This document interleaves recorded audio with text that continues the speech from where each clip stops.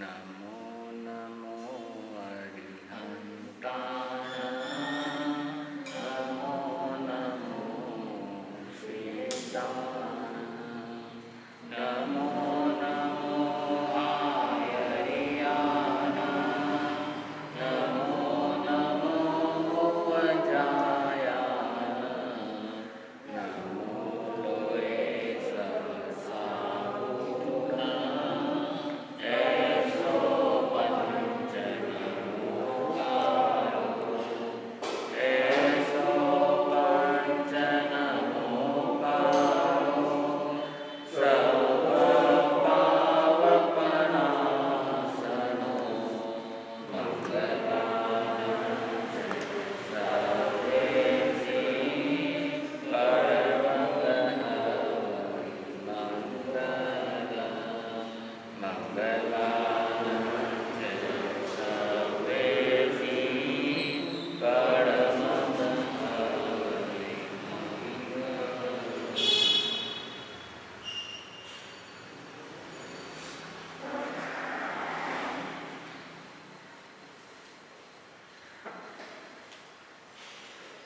उत्तरायण सूत्र के 23वें अध्ययन के माध्यम से केसी गौतम संवाद आप लोग श्रवण कर रहे हैं।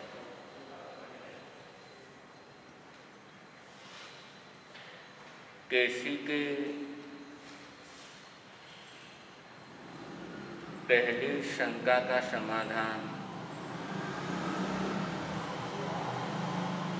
प्रभु गौतम कर चुके हैं। समाधान सुनकर के केसी श्रवण फरमाते हैं, साहु गोयम पन्नाते क्षीणों में संसौ इमो।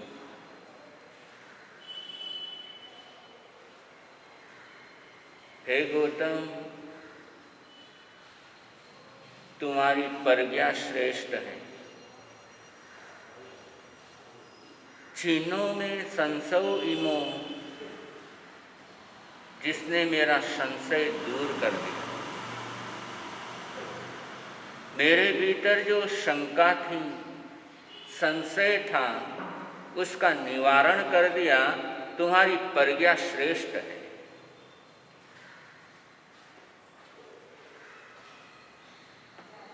केसी के जीवन की ये एक और विशेषता।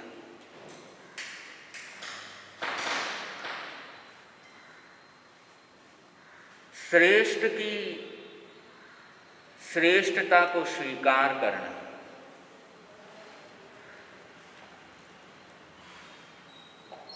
हालांकि श्रवण केसी बड़े हैं, गौतम स्वामी दीक्षा पर्याय के अंदर कनिष्ठ हैं, लेकिन फिर भी केसी श्रवण गौतम स्वामी की श्रेष्ठता को स्वीकार कर रहे हैं।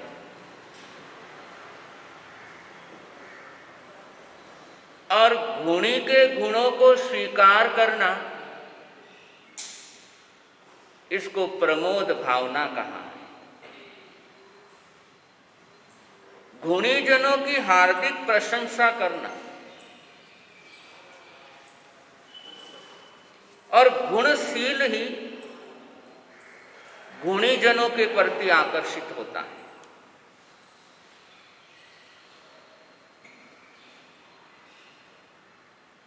गांव के तालाब में कमल का फूल खिलता है। उसकी सुगंध से आकर्षित होकर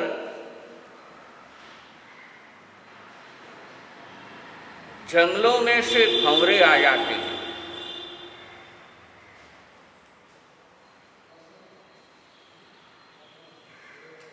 अब मेंढक भी उसी तालाब के अंदर है, लेकिन उसे कुछ मतलब ही नहीं है। मेंढक के लिए तो वो भला, उसका कीचड़ भला।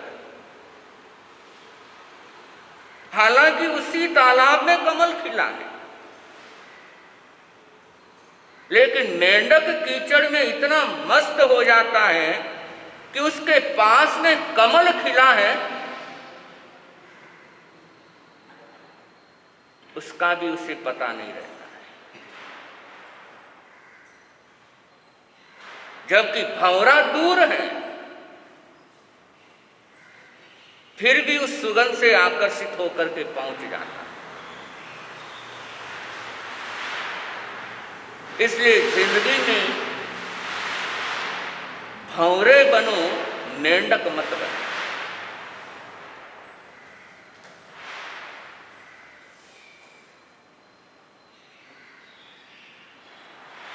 मेंढक कीचड़ में रहता है, उसी सरोवर में है, उसी तालाब में है, पास में कमल का फूल खिल रहा है, उसकी सुगंध महक रही है, लेकिन उसे कुछ पता भी नहीं। वो कीचड़ में राजी है।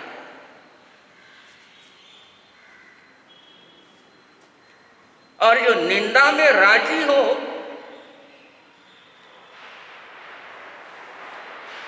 उसे गुणवान की महक कहां प्रभावित कर पाए।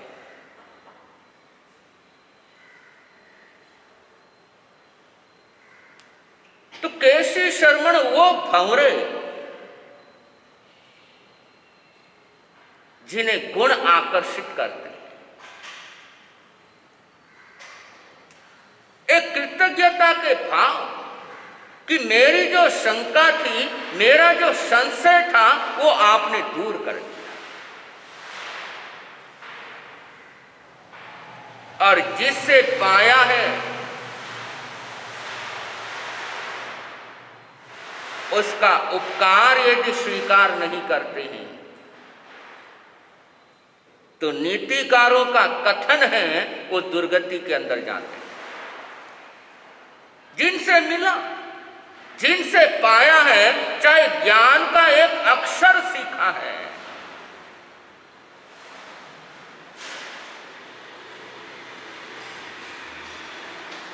अगर उनका भी उपकार यदि नहीं मानते हैं, तो दुर्गति पक्की होती है। जरा हिसाब लगाओ, किसी से हमने एक अक्षर सीखा, मान लो कि कमल का सीखा, और यदि वो अक्षर सामने वाला यदि नहीं सिखाता, तो कदम कदम पर कितनी परेशानियां खड़ी होती। जहां भी वो के से संबंधित पूरी वर्णमाला आती, वहां वहां पर हमें दूसरों की तरफ देखना पड़ता, क्योंकि सीख नहीं पाए।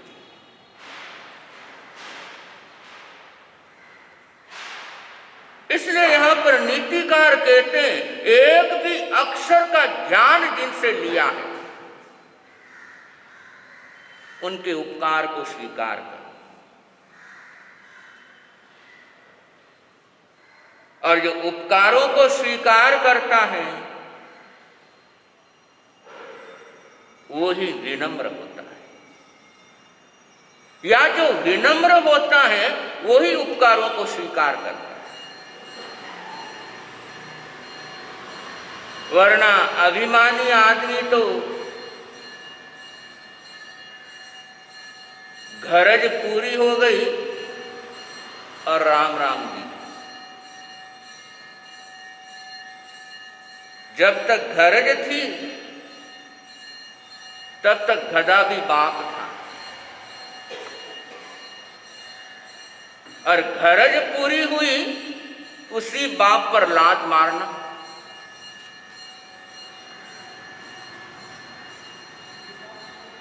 अभिमानी ऐसा ही होता है, उसकी एक ही सोच रहती है, मैंने जो कुछ भी पाया है, जो कुछ भी हासिल हुआ है,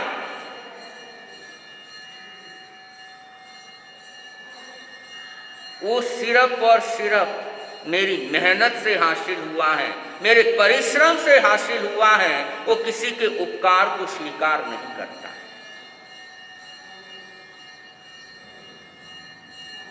वह तो सिर्फ मैं हूं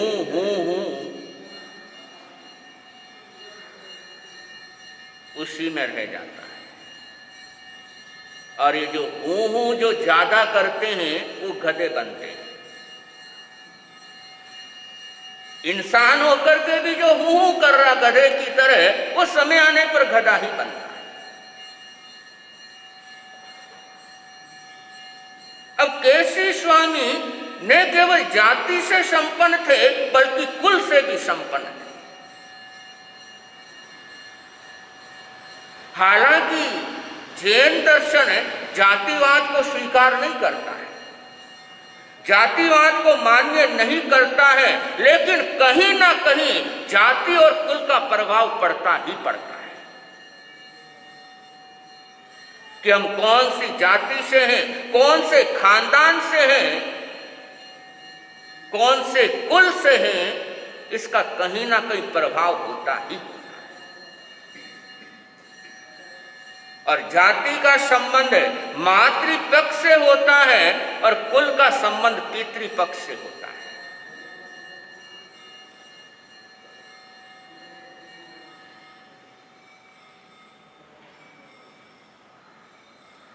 और ये जाति और कुल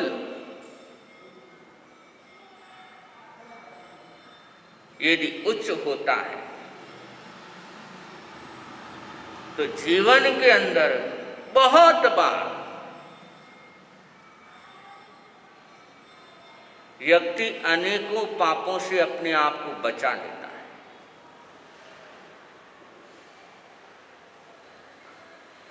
तो केसी शरवण अहंकार कहते हैं जाति से भी संपन्न है और कुल से भी संपन्न। तो गौतम स्वामी से कहते हैं कि आपकी प्रज्ञा श्रेष्ठ है, आपने मेरी शंका का समाधान कर दिया। मेरी दूसरी एक और शंका है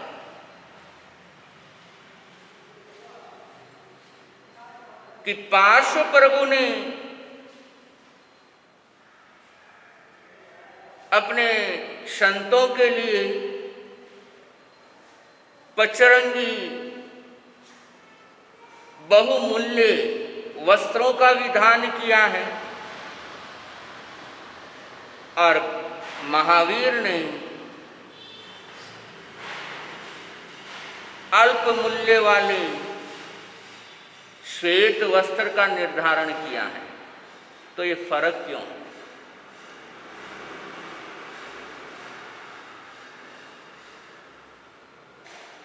कि एक शासन में चाहे कौन से भी कलर के कपड़े पहनो, चाहे कितने भी कीमती पहनो, वो भी अलाउ है, और दूसरे ने सिर्फ सफेद वस्त्र रखना ही अलाउ किया है, वो भी मर्यादा के अंदर अलाउ किया है। तो ये फर्क क्यों है?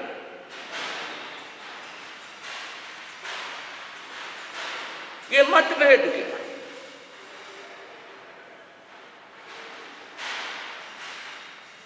और उस समय गौतम स्वामी फरमाते हैं,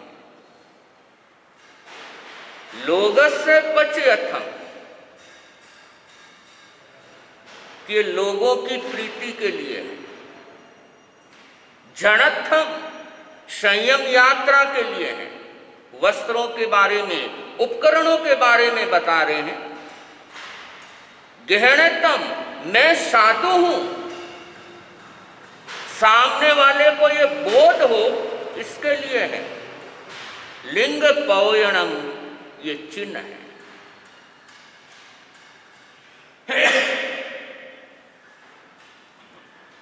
जो भी भंडोपकरण है, चाहे वस्त्र है, चाहे पात्र है, चाहे रजोहरण है,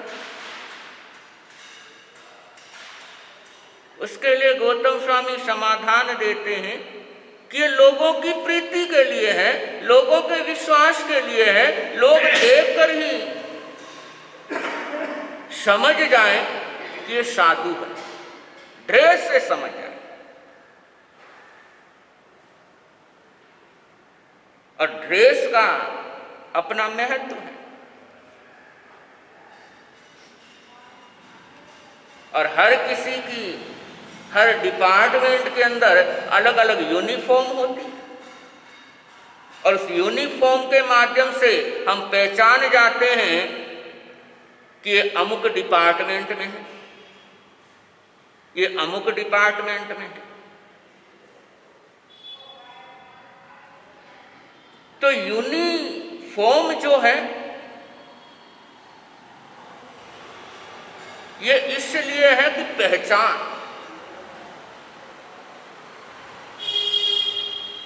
कि सामने वाले को देखते ही लग जाए ये संत है, परिचय देना ना पड़े, सिर्फ ड्रेस देखा, वेश देखा और वेश देख करके पता लग गया संत है।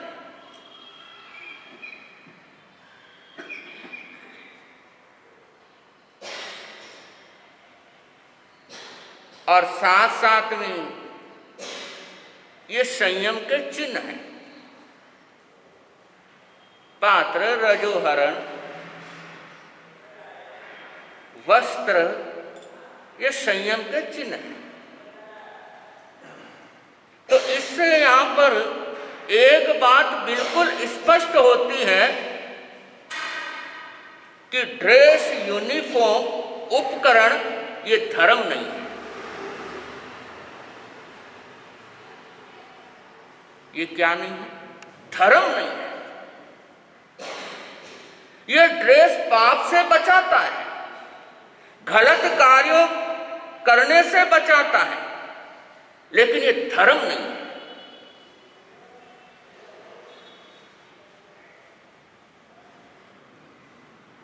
कपड़े धर्म है, कपड़े धर्म नहीं है।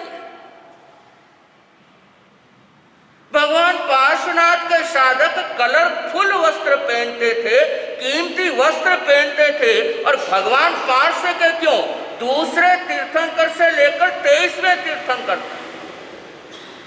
22 तीर्थंकरों के साधु साधु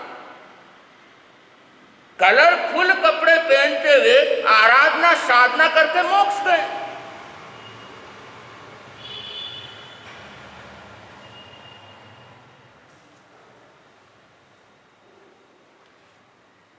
तो श्वेत वस्त्र, कलरफुल वस्त्र,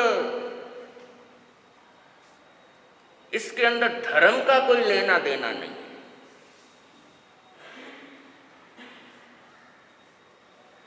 कपड़ों से धर्म का कोई मतलब नहीं है। लेकिन वर्तमान में देख लो, इन कपड़ों के आधार पर झगड़े चलते हैं कि चोलपटा घुटनों से नीचे पहनना, या इतना नीचे क्यों पहनना, इतना ऊपर पहनना, उसके आधार पर झगड़े चलते हैं।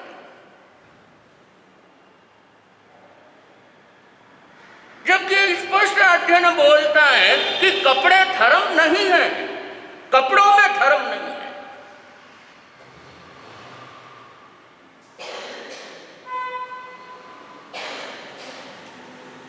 और अपने झगड़े इसी के आधार पर, मुफ्पत्ति ऐसी होनी, ऐसी क्यों होनी, इतनी क्यों होनी, कपड़े ऐसे होने, सारे झगड़े अपने इसी आधार पर चले, जिनका कोई लेना देना नहीं।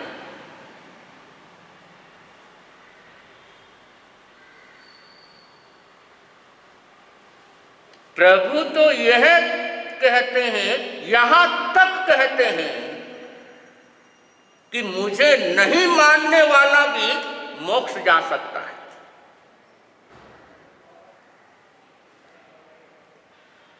तीर्थंकर कहते हैं, मुझे नहीं स्वीकार करने वाला, मुझे नहीं मानने वाला भी मोक्ष जा सकता है।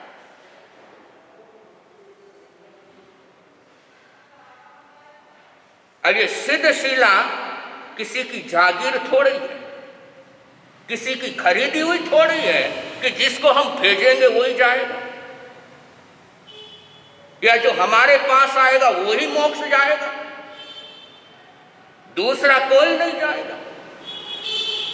ये सिद्ध शिला किसी की बपोती नहीं। और इसीलिए परमात्मा कहता है मेरे को मानो या ना मानो, लेकिन तुम्हारी भाव विशुद्धि हो गई, तुम्हारे कषाय खत्म हो गए, तुम्हारे राग द्वेष खत्म हो गए, तो तुम मोक्ष जाओगे।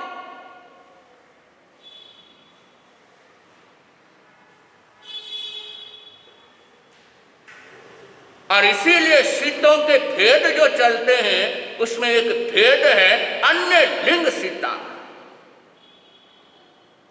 प्रतिक्रमण में रोज आप दूसरे पद के अंतर्गत बोलते हैं,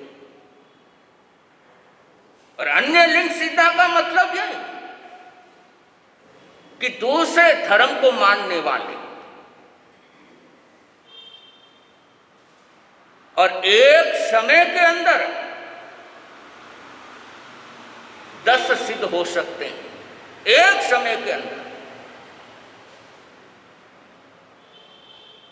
जो तीर्थंकर धर्म को नहीं मानते हैं, तीर्थंकर धर्म को स्वीकार नहीं करते, परमात्मा तो कहते हैं वो भी सिद्ध हो सकते हैं, वो भी मोक्ष पहुंच सकते हैं। और हम कहते हैं कि तुम दूसरों के पास जाएगा तो तेरा मोक्ष नहीं होगा, तू नरक में जाएगा।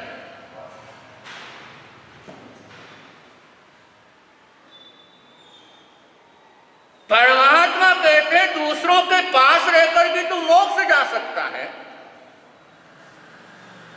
और परमात्मा के संत कहते हैं दूसरों के पास जाएगा तो तू नरक जाएगा। कमाल तो देखो कैसे लोगों को भ्रम के अंदर डाला जाता है, कैसे लोगों को बरगलाया जाता है।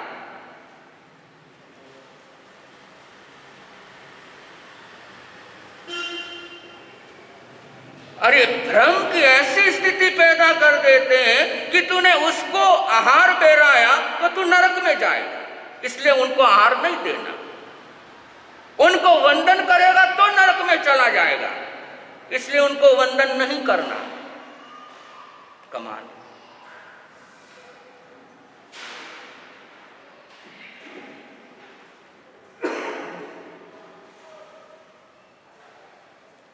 इसलिए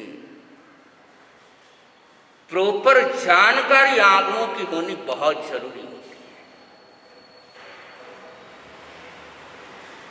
और पहले चर्चा गई थी इसके प्रवचन के पहले से ही, पन्ना समीख है धम में, धर्म की समीक्षा अपनी बुद्धि से करो, कि मैं बोल रहा हूं इसलिए मत मानो, मैं कह रहा हूं इसलिए तुम स्वीकार मत करो।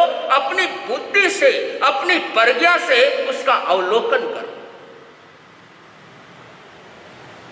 अपनी प्रज्ञा की तुलना पर तोलो, उसके बाद स्वीकार। तो गौतम स्वामी यहां पर कैसे श्रवण से कह रहे हैं, ये जो तुम आप बात कर रहे हो कि अलग अलग ड्रेस क्यों, ये तो सिर्फ जानकारी के लिए है।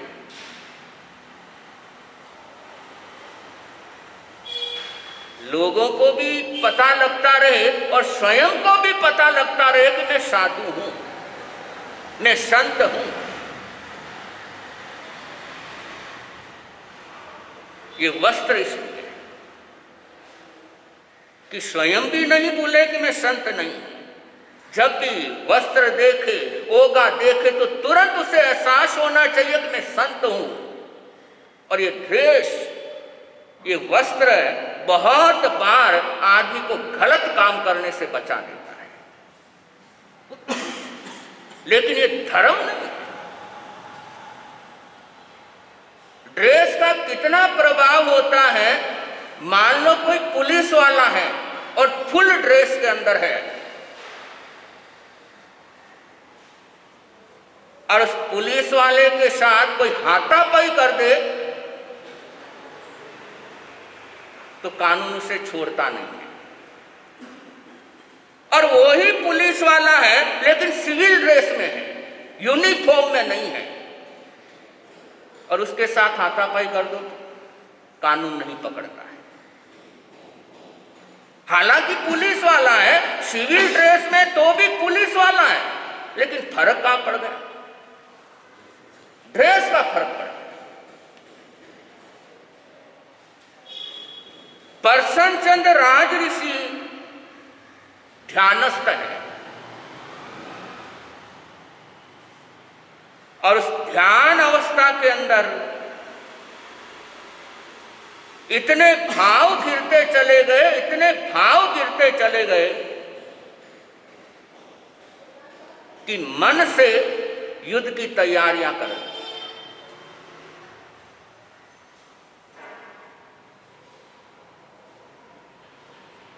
और इतना गुस्से में वो पहुंच गए, और जैसे ही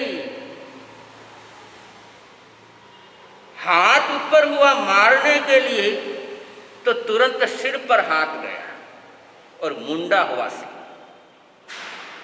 और जैसे ही सिर पर हाथ गया, तुरंत एहसास हो गया, अरे यार मैं तो संत हूं।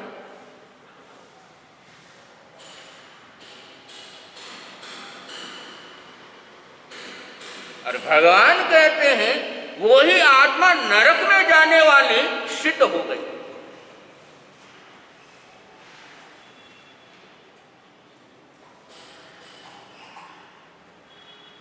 तो ये बाहरी उपकरण ये हमें समस्या से बचाते हैं, ये हमें पाप से बचाते हैं, गलत काम करने से बचाते हैं, लेकिन ये धर्म नहीं है। और उसके लिए आगे कहा कि निश्चय के अंदर तो मोक्ष के जो साधन हैं, सम्यक ज्ञान, दर्शन, चारित्र और तप है। और वही प्रभु पार्श ने बताया और वही प्रभु महावीर ने बताया। और ये साधन हर तीर्थंकर बताता है कि मुख्य तौर पर ज्ञान, दर्शन, चारित्र और तप, ये मोक्ष के साधन है। और जो इनकी आराधना साधना करता है, चाहे आप लोग ग्रस्त के अंदर हैं, ग्रस्त में भी आराधना साधना करके आप मुक्ति पा सकते हो, क्योंकि ग्रस्त लिंग सिद्ध भी है।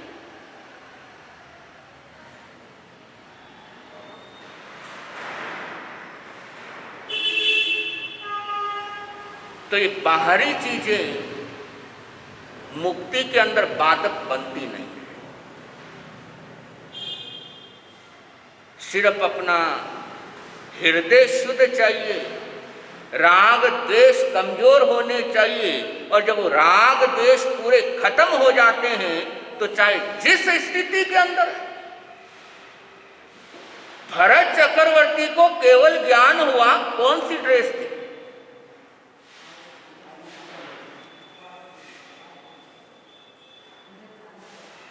इलायची कुमार को नाटक दिखाते दिखाते, नाचते नाचते केवल ज्ञान हुआ। नट की ड्रेस है, खेल तमाशा दिखाने वाले की ड्रेस है।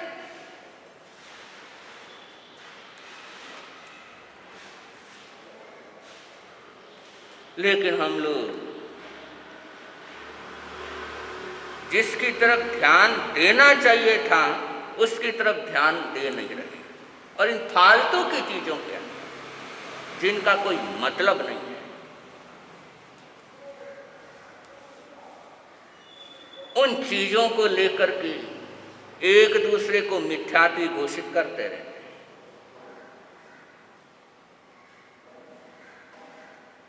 और ये मिथ्यात्व,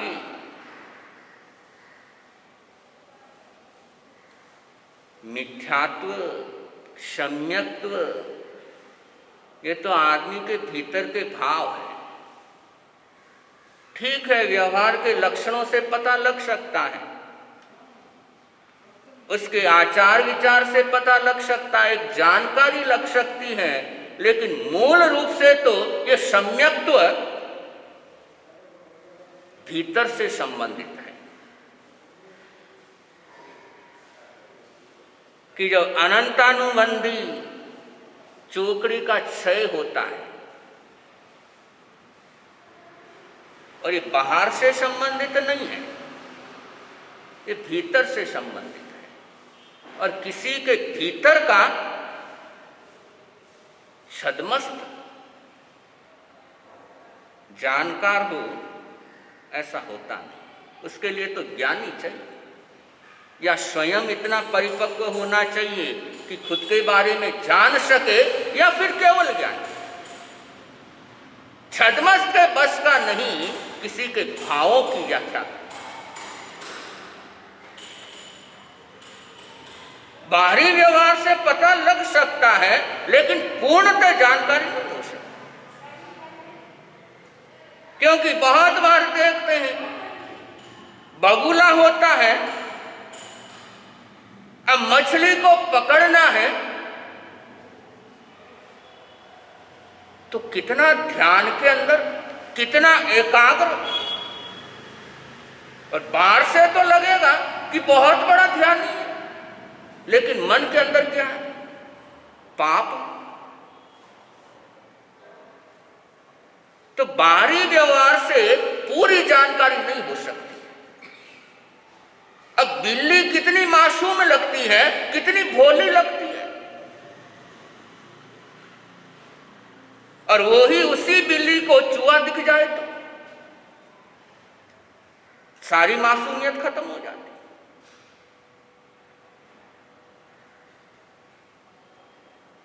तो व्यवहार से कुछ पता लगता है, लेकिन सब कुछ पता नहीं लगता है।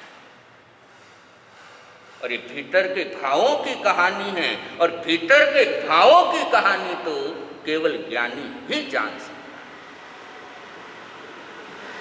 इसलिए स्वयं को थर्मामीटर, हम दूसरों को किस आधार पर थर्मामीटर दे सकते हैं, किस आधार पर उसको प्रमाण पत्र दे सकते हैं, भाई तू मिथ्यात्वी है।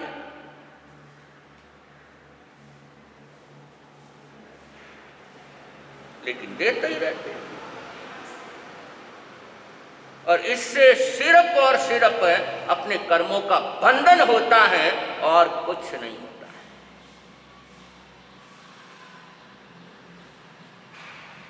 तो आगे की चर्चा आगे के प्रवचन में करने का भाव रहेगा। सुदामा चरित्र चल रहा है, उसे और आगे बढ़ा रहे हैं। बार बार जब कयो ब्राह्मणी, बार बार जब कयो ब्राह्मणी, हुए सुदामा तैयार। चावल की पोटली ले आए मोहन घर द्वार। चावल की पोटली ले आए मोहन घर द्वार। दोस्ती की कथा है, और दोस्ती का, संगति का बहुत प्रभाव पड़ता है। और कहते भी हैं, जैसी संगत वैसी रंगत। जैसा संग होगा वैसा ही रंग चढ़ेगा।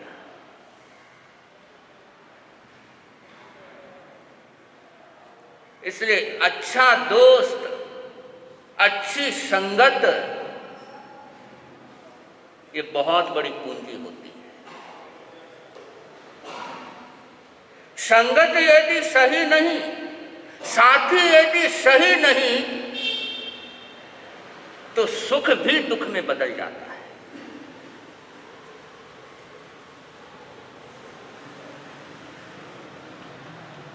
सुख राम को भी मिला, सुख रावण को भी मिला। सुख दुर्योधन को भी मिला, सुख पांडव को भी मिला।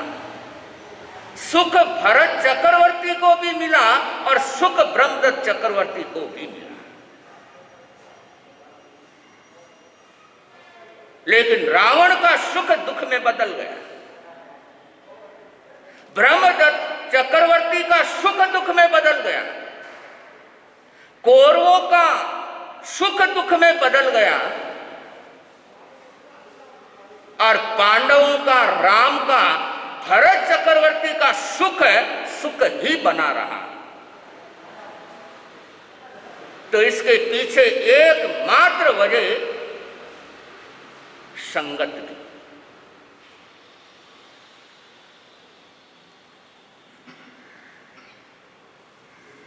ये सारा फर्क संगत पैदा करता है। यदि गलत संगत है तो हम अपने ही हाथों दुख को परचेज करते हैं, और वो भी सुख के बदले। दुर्योधन शकुनी के साथ रहता था,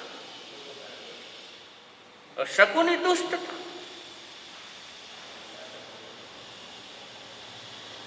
और यही कारण है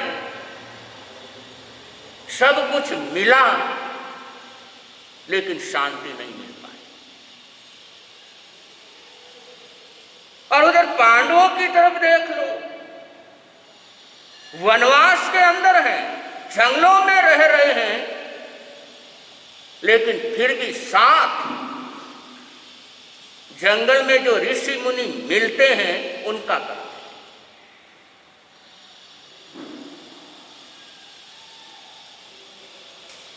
भरत चक्रवर्ती इतने जागरूक थे, इतने जागरूक थे,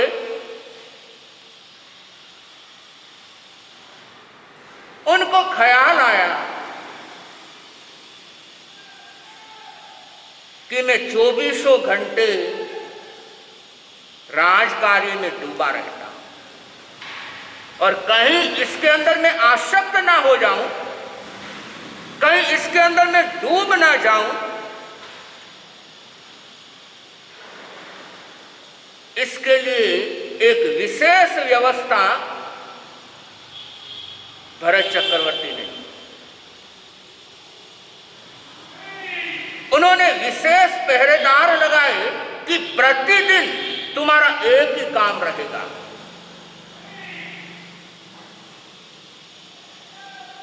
मुझे बोलते रहना भय वर्धतम, भय वर्धतम, भय वर्धतम, कि भय बढ़ रहा है, भय बढ़ रहा है, भय बढ़ रहा है। इससे मैं सावधान रहूंगा, इससे मैं सजग रहूंगा।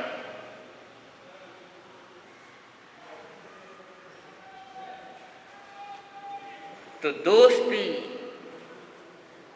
संगत, वातावरण, ये सबसे बड़ा प्रभाव हमारे जीवन पर डालते हैं। एक बच्चे को बुरी आदत लग गई,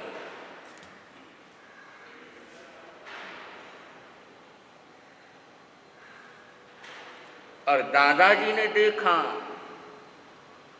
तो सोचने लगे अभी छोटी उम्र है और छोटी उम्र में इसको चोरी करने की आदत लग गई, झूठ बोलने की आदत लग गई, तो इससे तो पूरा इसका भविष्य खराब हो जाए,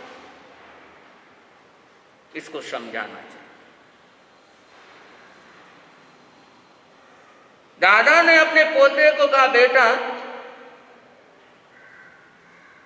जाकर के एक मुट्ठी में कोयला लेकर के गया, कोयला लेकर के आया। दादाजी ने कहा यहाँ रख दे। फिर कहा ऐसा कर, दूसरे हाथ में चंदन लेकर के,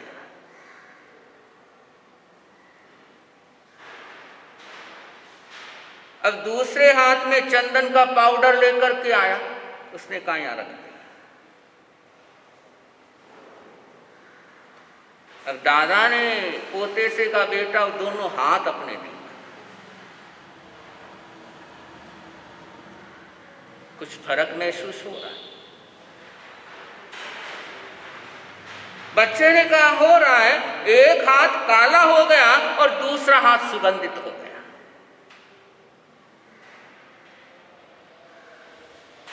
दादा ने उस बच्चे को समझाते हुए कहा बेटा ये जिंदगी का सबसे बहुमूल्य सबक है।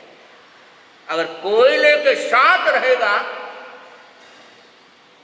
तो अभी तो हाथ काला हुआ है, समय आने पर मुंह काला हो जाएगा।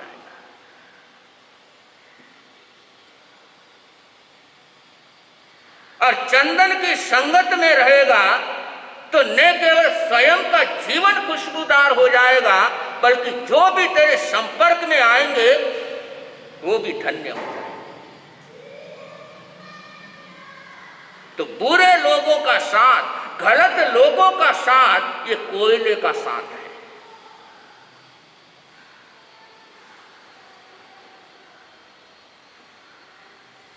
और अच्छे लोगों का साथ, अच्छी संगत का साथ, ये चंदन का साथ है।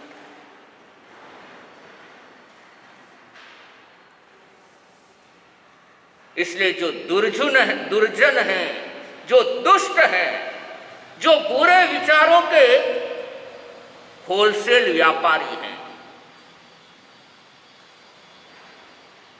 ऐसे लोगों से दूर रहना चाहिए।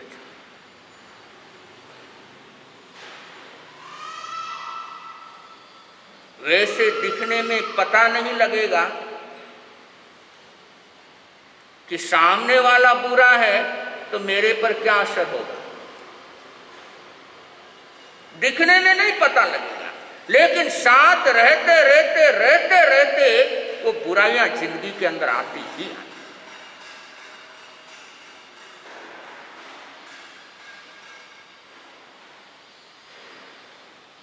इसलिए ज्ञानी जन कहते हैं ऐसे लोगों की दोस्ती बर्बाद करने वाली।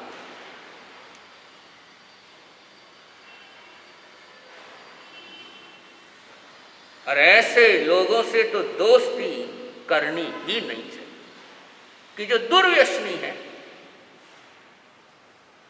जिनके जीवन के अंदर न तो धर्म है न तप है, सिर्फ गलत मार्ग पर आगे बढ़ रहे हैं, पाप के अंदर रचे पचे रहते हैं। और ऐसे लोगों का साथ बहुत खराब।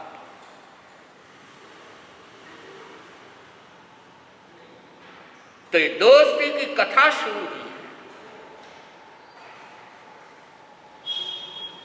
और इसके अंदर एक एक रहस्य आप लोगों के सामने आए कि जीवन को इस कथा के माध्यम से हम कैसे सुंदर बना सकते हैं। तो समय अनुसार उसका जिक्र चलता रहेगा। बार बार जब गयो ब्राह्मणी हुए सुदामा तैयार, चावल की पोटली ले आए मोहन घर द्वार, चावल की पोटली ले आए मोहन घर द्वार। तो आने वाली 23 तारीख को आराध्य गुरुदेव शरमण संघे सलाहकार भीष्म पितामह राजऋषि पूज्य श्री सुमति प्रकाश जी महाराज साहब का जन्मोत्सव है और ये 23 अक्टूबर आइंबिल दिवस के रूप में मनाना है। बहुत से लोग, बहुत से श्रावक श्राविका, बहुत से श्रद्धालु जन आइंबिल तप के साथ अपनी भावना जोड़ चुके हैं, अपना नाम लिखा चुके हैं। उनको खूब खूब साधुवाद है। जिन्होंने अभी आइंबिल करने का भाव नहीं बनाया हो तो जरूर आइंबिल के साथ जुड़ने का प्रयास करना है और घर के अंदर आइंबिल की आराधना साधना ये तो हमेशा से ही सुखदायी रही है। इसमें किंचित मात्र भी संदेह का स्थान रहता नहीं है। तो ऐसे महापुरुष हैं जो पिछले 50 वर्षों से आइंबिल तप आराधना कर रहे हैं, तो उनके जन्मोत्सव पर एक आइंबिल की छोटी सी भेंट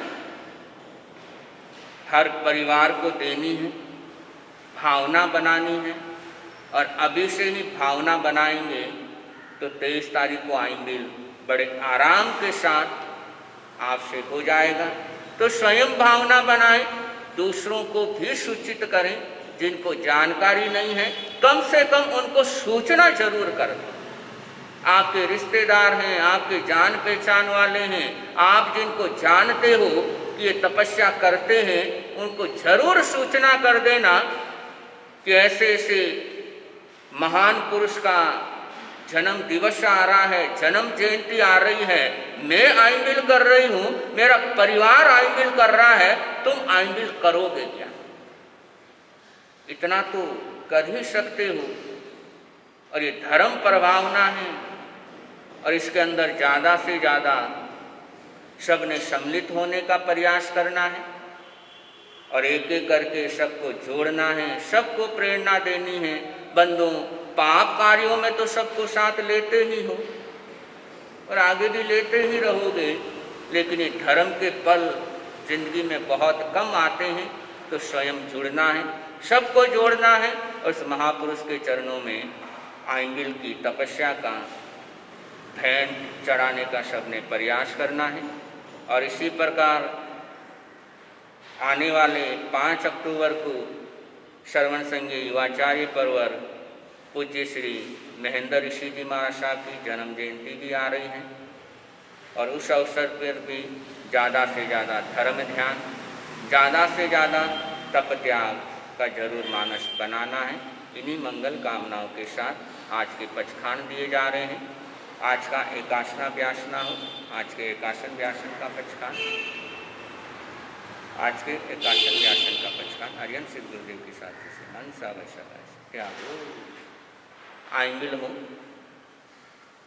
आज के आइंबिल का पचखान आर्यन सिद्ध गुरुदेव की साथी से मनसा वैसा त्यागो। उपवास किसी का, आज पक्षी भी है और पक्षी पर्व की आराधना बहुत सी माताएं बहनें कर रही हैं। सबके लिए बहुत बहुत मंगल कामनाएं। चौथा प्रथम पक्षकामी तेहम प्यारम अशनम खाइमम साइमम अनखना हो। चतारी मंगलम अरहंता मंगलम सिद्धा मंगलम शाहू मंगलम केवली पणतो धम्मो मंगलम। चतारी लोगुतमा अरहंता लोगुतमा सिद्धा लोगुतमा शाहू लोगुतमो केवली पणतो धम्मो लोगुतमो। चतारी शरणम पवजामी अरहंते शरणम पवजामी सिद्धे शरणम पवजामी साहू शरणम पवजामी केवली पणतम धम्मम शरणम पवजामी। 4 शरण आनंद करण मंगल ही मंगल करण। शंख की तरफ से